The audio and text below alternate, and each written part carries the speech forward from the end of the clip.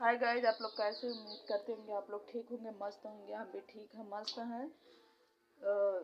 राधे राधे, जय श्री राम, जय माता दी गाइज। तो देखिए मैं रोटी बना रही हूँ। ये देखिए बन के तैयार हो गया है, तो जिसको जिसको खाना है वो आ जाइए। देखिए यहाँ सब्जी बना है, इसमें चावल है और ये रोटी है, ये सब्जी है। तो जिसको भी प्लीज़ खाना है तो आ जाइए।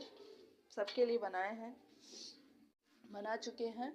ये देखिए ख़त्म हो गया रोटी बना के। तो खाना है तो आ जाइए आप लोग। नमकीन लेकर आया है, नमकीन मेरा बहुत फेवरेट है। फटी नहीं रहा। तो खाना है तो आप लोग आ जाइए।